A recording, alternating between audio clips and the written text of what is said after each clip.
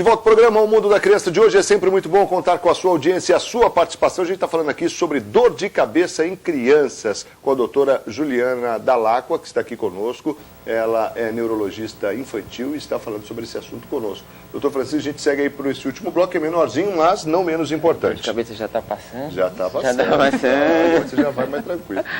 Nós já estamos chegando no finzinho da dor de cabeça. Juliana, agora fala assim... Para nós, telespectadores, certamente é uma dor de cabeça de criança ou de criança maior um pouquinho, mas o que é a expressão enxaqueca? Então, a enxaqueca é um tipo de cefaleia muito comum na infância, na adolescência. Ela está relacionada a fatores, como eu já disse anteriormente, emocionais, genéticos, familiares.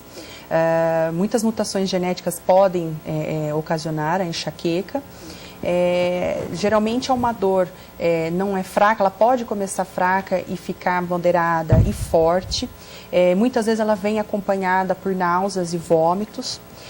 São as crianças ou adolescentes que têm crise 1, 2 vezes por mês e que passam um período bem e de repente começam a ter crises 1, 2 vezes por semana. Nas crises muito fortes elas despertam durante a noite ou acordam de manhã já com a dor.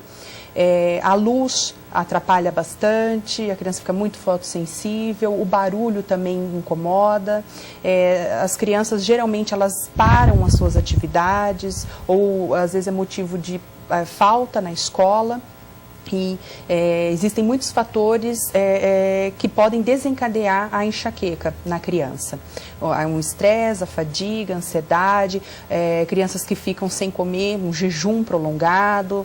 Nas meninas, adolescentes, as alterações hormonais, o período menstrual.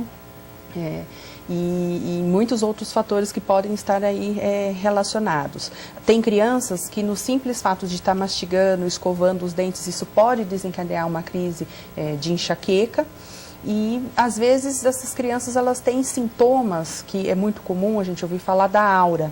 A aura é um sintoma que a criança pode ter neurológico antes que a dor de cabeça propriamente dita ela ocorra. Então, às vezes a criança começa a enxergar algumas luzezinhas piscando, algumas figuras geométricas brilhando, é o que nós falamos de aura visual. Ou às vezes elas sentem um formigamento em algum membro, ou às vezes tem alguma alteração da fala e logo em seguida, 30 minutos, 1 hora depois, vem a dor de cabeça propriamente dita. Então, esse tipo de dor de cabeça é o que nós falamos de enxaqueca com aura. A mais comum na infância e na adolescência é a sem aura, que a criança não tem esses sintomas que eu disse, ela começa com a dor propriamente dita. Tá bom, você tem alimento, parece que causa isso, né? Isso para a família é muito importante relacionar com o alimento, né? Exatamente. Você tem uma imagem que a gente poderia contar e você poderia comentar que esse fator alimento também pode provocar enxaqueca, né? Exatamente, doutor. Então é muito comum nós observarmos alguns tipos de alimentos que os pais devem estar atentos que podem desencadear uma crise de dor de cabeça naquela criança que é mais sensível. Então não que esses alimentos a criança não possa ingeri-los, mas a quantidade tem que ser diminuída. Entre esses alimentos nós citamos os chocolates, os doces, sorvetes de chocolates devem ser evitados, os doces, principalmente o brigadeiro, que tem os granulações. Para quem tem a dor por isso, né? Porque exatamente. Se não falar para nós que não pode tomar um sorvete de chocolate, ele já não gosta, já né? não gosta. Eu ia falar assim, deixa o chocolate, tira o chocolate daí, que é essa relação, né, Marcos? E a mussarela, então? Nozes, amendoim, o queijo amarelo que tem a tiramina é um grande causador de enxaqueca na criança, então é preferível o queijo branco, né? Cachorro quente, a salsicha por causa dos corantes que ela tem, as frituras em geral, né? Batatinha frita, os salgadinhos, os molhos, os condimentos, pimenta, ketchup, mostarda, tudo isso tem que ser evitado. Iogurtes derivados do leite, principalmente em crianças que têm uma intolerância à lactose. Evitar refrigerantes também tipo cola que tem uma cafeína. Bebidas alcoólicas, como muita gente sabe, o vinho tinto, a cerveja.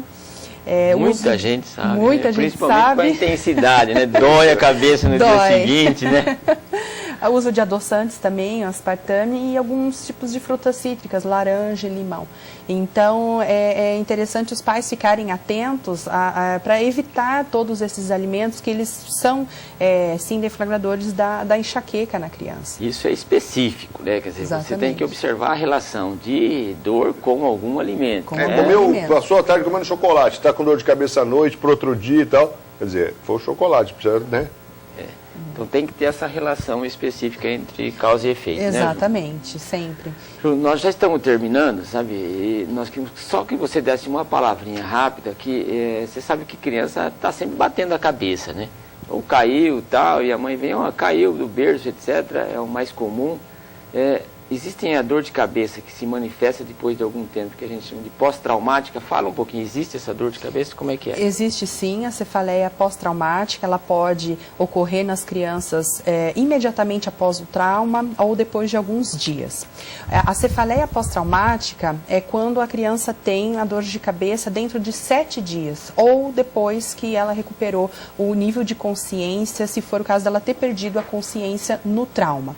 Então, aquelas dores de cabeça que tiveram o seu início tardio, depois dos 7 dias, 1 mês, 2 meses, 1 ano depois do trauma, é muito pouco provável que sejam relacionadas ao trauma, sendo que 80% dessas vão estar relacionadas com o tipo de cefaleia tensional que nós citamos anteriormente. Agora, o que nós podemos ter associado à cefaleia é a síndrome pós-traumática, que é a cefaleia, a dor de cabeça, junto com alguns outros sintomas, como irritabilidade, insônia, sonolência excessiva, falta de apetite, alteração da personalidade, agressividade. E isso é importante até na orientação dos pais, depois que uma criança cai e bate a cabeça.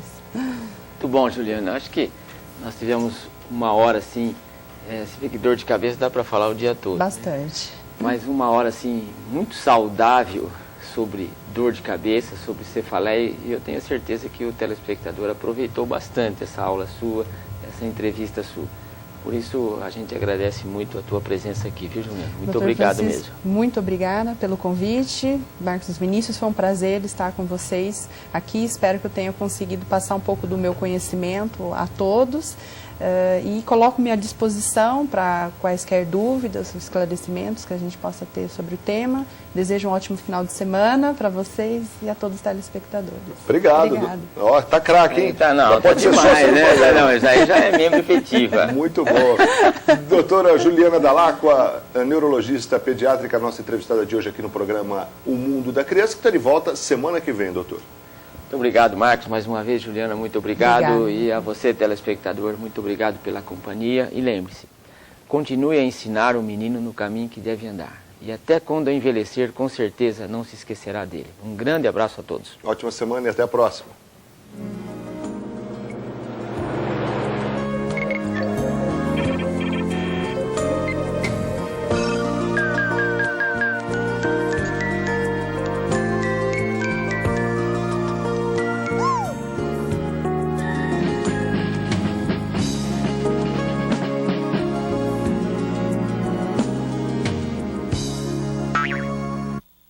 Mundo da Criança. Oferecimento Pimenta Pimentinha. Seu pequeno sempre na moda.